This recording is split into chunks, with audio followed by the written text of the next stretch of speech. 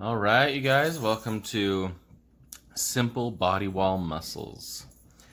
And when I say body wall, I'm talking about the organization that I'm going to be using. It's a little bit different from every other anatomy book. That is why I give you these printouts, because to me, it makes a little bit more sense than otherwise how other people would do it. Some people, they divide the muscles into groups of front and back, like side muscles, back muscles, all that.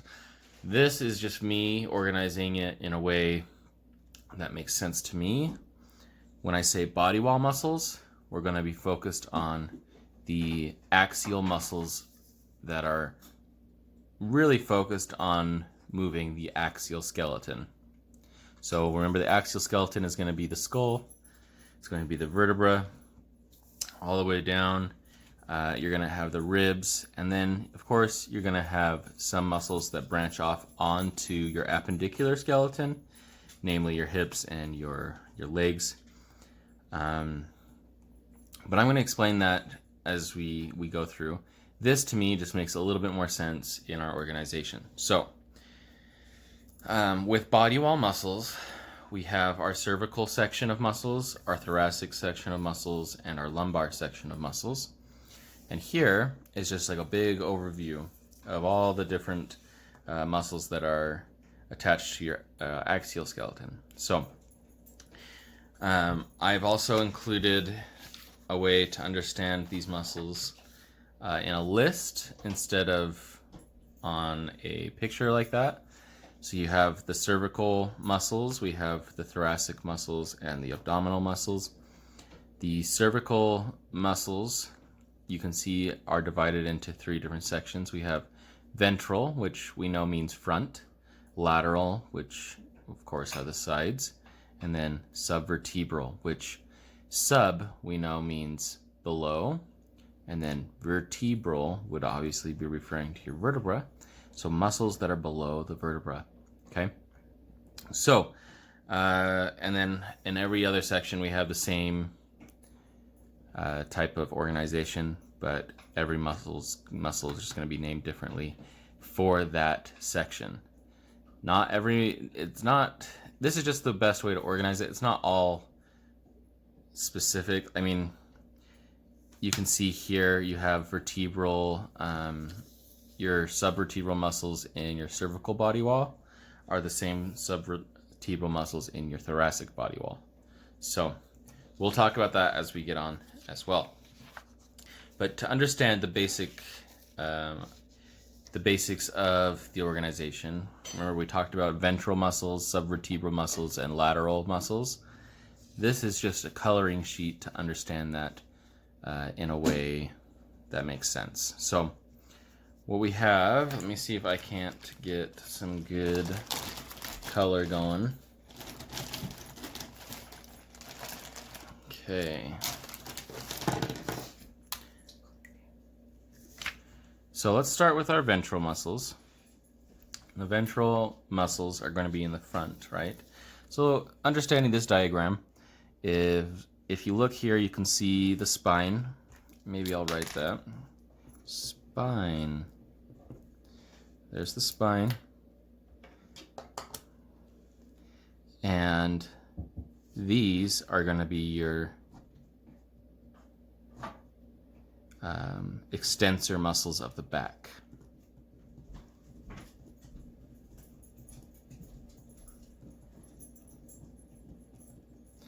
So don't worry too much about those because that's a separate group. Even though they're still axial muscles, I include them in a different group to make sense of it all. Back extensors, right? So let's focus here in our ventral muscles. If this is the spine, this means that this would be the dorsal side. And this would be the ventral. So your ventral muscles are going to be located right here. Obviously, because ventral, right?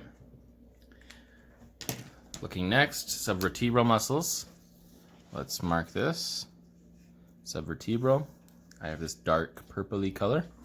We can see the spine here, and we've talked about subvertebral being below the vertebra, but this specifically, it's hard because we'll get a little bit mixed up here and there, but just remember this, if you're laying someone on their stomach, these muscles here, they are going to be subvertebral because they are below the spine, whereas if you were more dorsal, you would be on top of the spine, if you're massaging their back, for instance. So these are going to be, obviously you might have questions about this, and we can talk about those over Zoom, but these are going to be your subvertebral group, just meaning that they are basically under the transverse processes of the spine, which you can kind of see here. Not really, but that's just a simple organization where you have ventral muscles, subvertebral muscles, and now let's talk about, if I can get a better color here, we have lateral sheets of muscle. Usually there's going to be 3 different layers. In some instances you can see that we have 4 layers, so we'll find it all together, we'll get it all together, but down here in this diagram you can see the lateral muscles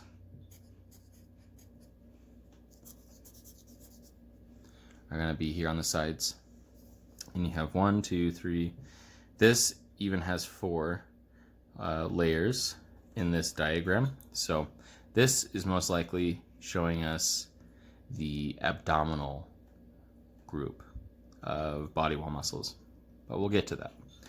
So you have an external sheet, an intermediate sheet, and a internal sheet, and then sometimes a innermost sheet. So basically, if you want, you can color those differently, but I'm just gonna group it all together because this is a very generalized diagram. These are our lateral sheets of muscle here, and that would be the simple diagram of the body wall muscles.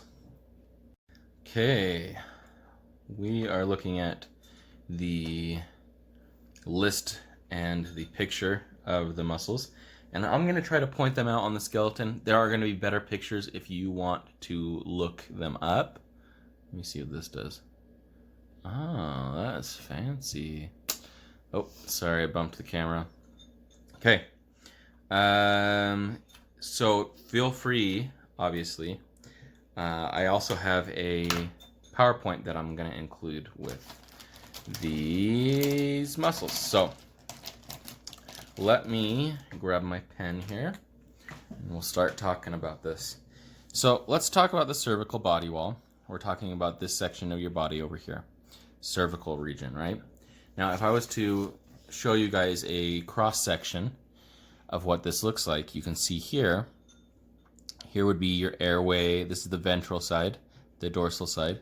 This is going to be your spine and the start of your ribs, where it would be down here, right? So someone chopped off this section right here, and now we're looking at it from a top angle.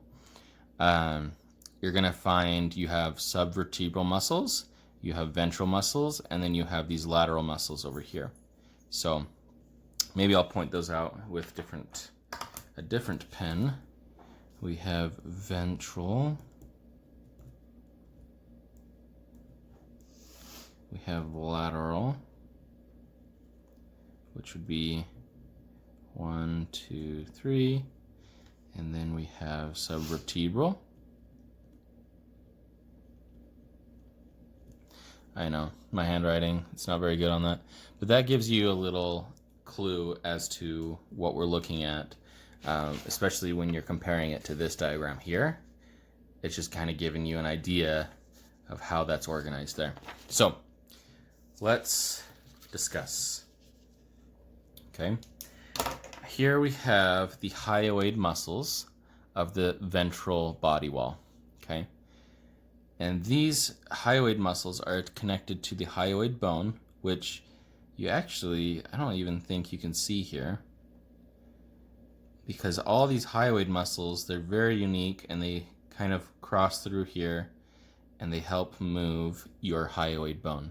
So hyoid muscles, they're actually a list of hyoid muscles. We're going to focus on just saying hyoid muscles rather than listing them all out. Their actions are to move the bone. Move the bone. Help with swallow. I don't know how to spell swallowing. What the heck? Swallowing. I think I got it. Okay. Description, you could just say the hyoid muscles are small and ventral. We'll see if these Sharpies are bleeding through a little bit. Okay. So you can't really see the hyoid muscles here on the coloring diagram. That's okay. We just know they're at the front of the body. You can fill them on yourself if you look for your Adam's apple and start swallowing, moving it around. You're going to actually feel those muscles working. So the lateral body wall we can actually see pretty well because we have 3 different groups here of scalenes. So scalenes. Beautiful. The scalenes, you have, let's put in the description, you have anterior, middle, and posterior scalenes. 3 different layers of scalenes. These muscles are going to help laterally flex the neck. So when we talk about lateral flexion, you know what flexion is. Flexion would be like with my wrist. If I were to flex my wrist, I'd bend it forward. Generally, flexion is just doing the action, and then extension would be reversing that action. So when we talk about lateral flexion, we are talking about laterally flexing the neck or just tilting it to the side. You got a little bit of rotation with these muscles because of the direction of the fibers. They run diagonally. So you have lateral flexion and a little bit of rotation in the neck. I'll say little rotation. Okay. Now coming to longus colli, that is the subvertebral muscle of the cervical group. I need some good pen action going here. I've already had that color. Let's see if this one works. Well, this one looks exactly like my other one. That's okay. Your longus colli muscle is going to be found right here. You can kind of see how it's attached along the front of the spine. When we say it's on the front of the spine, we're talking below the spine, because if you were to lay someone flat on their stomach, these muscles would be below the spine, and the hyoid muscles would be in front of these muscles. So that's why the hyoid muscles aren't actually shown here, because it wants to give you a better view of the longus colli. Longus colli, if you were to contract that muscle, it would flex the neck. Flex the neck. Right along here. And I'll color it in, I guess, with a dark blue color. It's on both sides, just to let you know, but we have muscles over here that are covering for us. So I'll just draw that like that for you. Flex the neck, you can say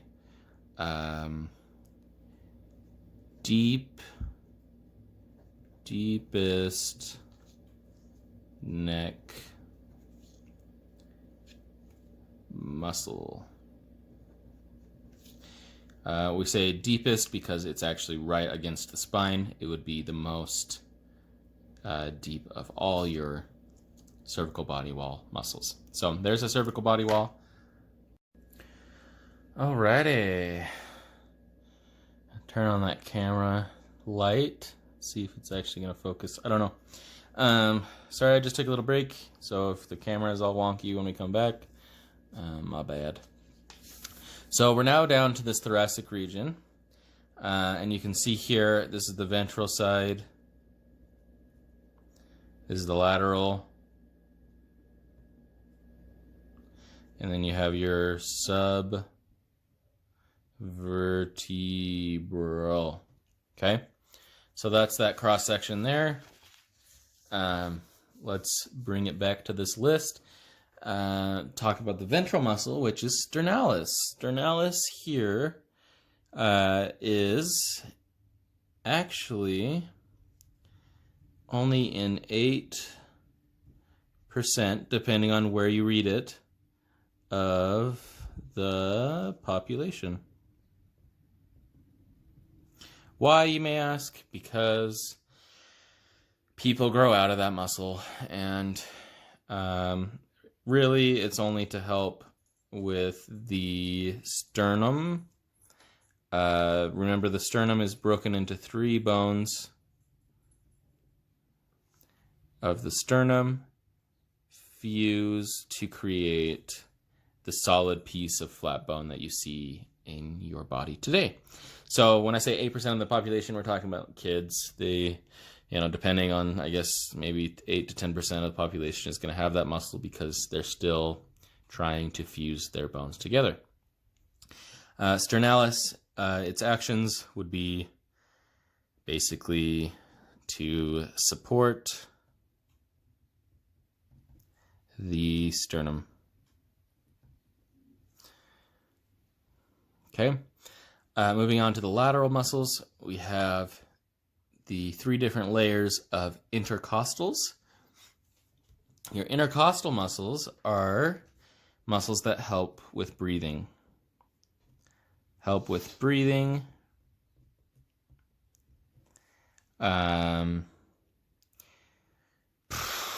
They help. They also do some. They protect the internal organs. So these muscles here, you can see we have an anterior view here.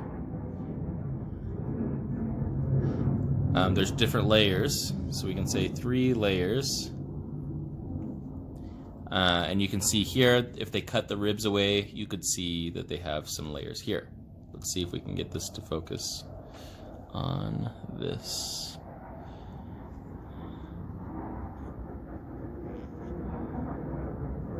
Yes, zoomed in. Yes. But you guys have these printouts, so I assume that you're looking at your own. Now the camera's going to be all wobbly for a little bit. So sorry if you get sick watching videos that wobble. Okay. Talking about one of the other muscles that is in the lateral body wall is actually the diaphragm. So I'm going to put this here. Diaphragm.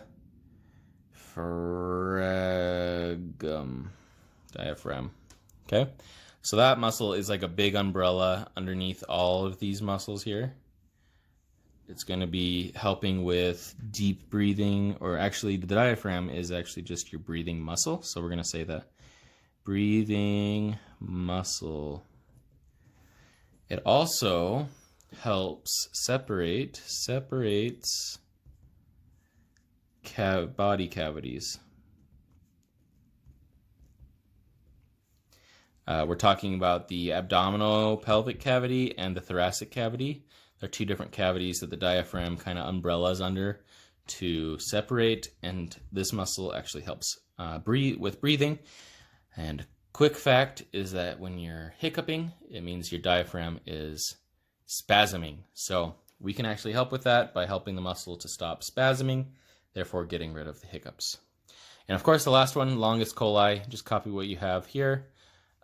We count this down in the thoracic region because it is down in the thoracic region, and you don't really have other subvertebral muscles along the spine in this area anyway. So there we are. Count that with what we have up here, and we'll jump down to abdominal body wall. Okay, so we're going to continue on with the abdominal body wall, but before we do that, I really want to talk about those intercostals. The intercostal muscles, you have those, remember we talked about how they have 3 layers. I want to list those layers for you, so I'm going to try to write them. Actually, you know what? I'm going to write them over here. It's just going to be better for me and for you. So 3 layers between the ribs. Costals means ribs. Inter means between. They're used to stiffen the rib cage, to force your breathing. So let's do this. Okay, you have your external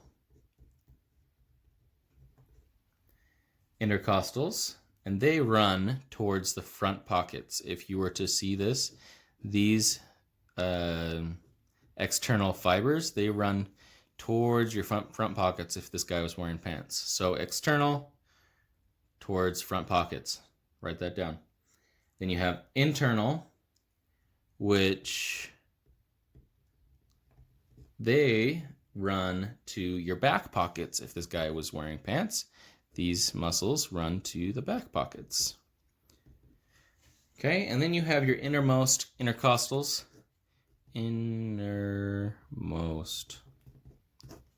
Your innermost, and those, if you were wearing cargo pants, would run right down into those side pockets. So those are the 3 layers. Then let's jump over to the abdominal. I kind of have this labeled already here. We have dorsal, subvertebral, lateral, and ventral muscles in this transverse cut. And I've already started with the first muscle because I tried to previously record this video and I wasn't making a lot of sense, so I just,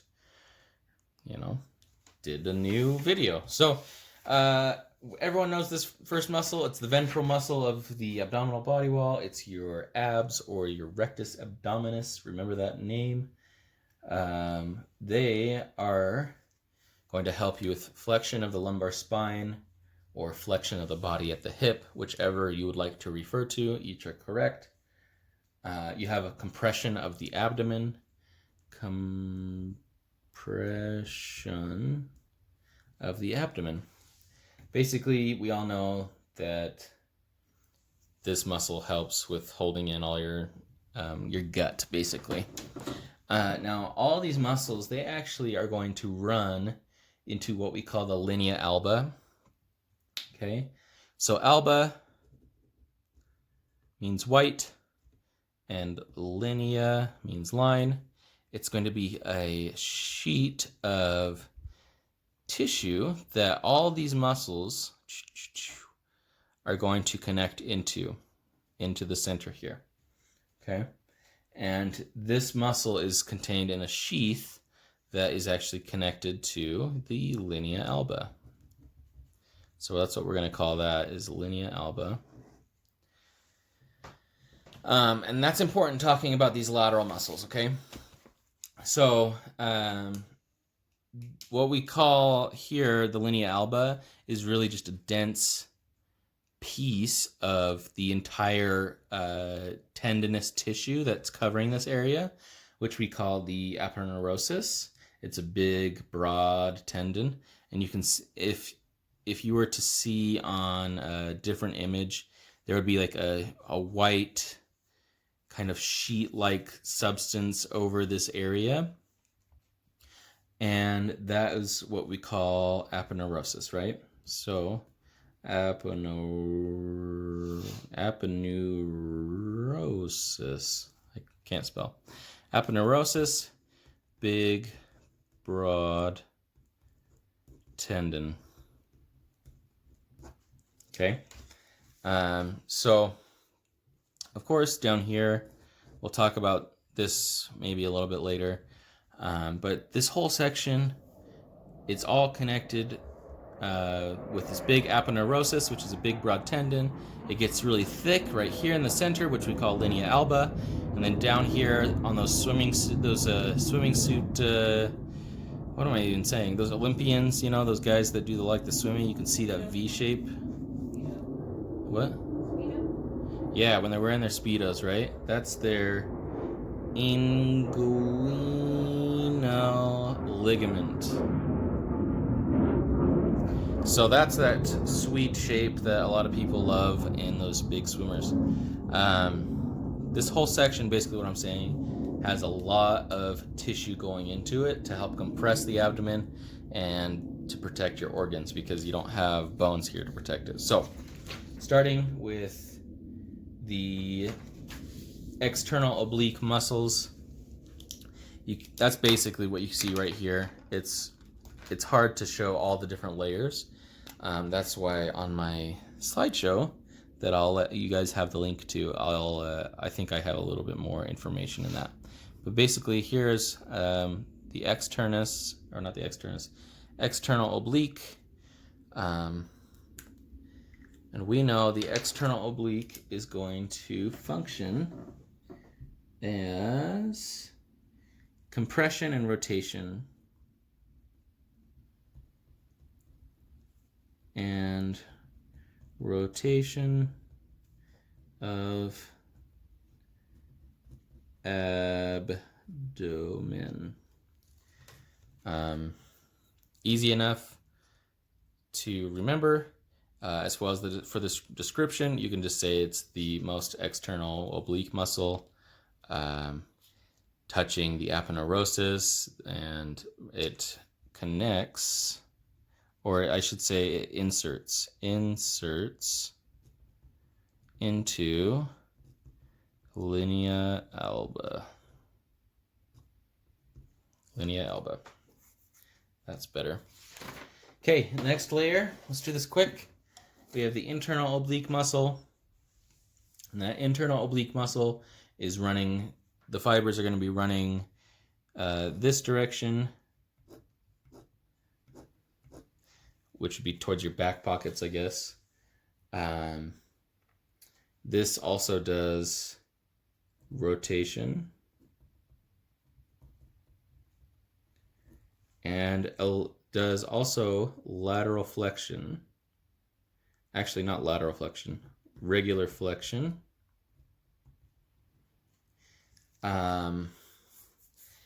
Basically meaning that it helps you bend over. Okay, transverse abdominis. These muscles are going to be basically right through here. You can actually see them. If I can get my red marker, they're actually right here. They've cut away a section that you can find and look at, and they run this direction. So you have layers that run diagonal forward, diagonal back, then you have layers that are transverse, or just horizontal. These muscles compress the abdomen. Compress the abdomen. This one runs posterior to the rectus abdominis. That's another note to put there. Runs posterior to rectus abdominis. Okay, and then let's see, is this still classified?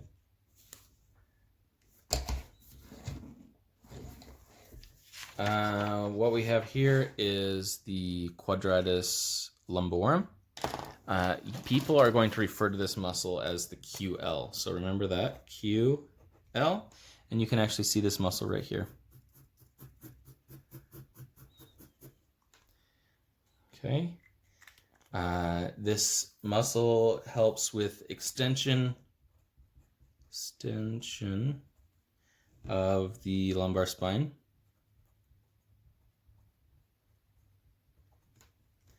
And then lateral flexion as well.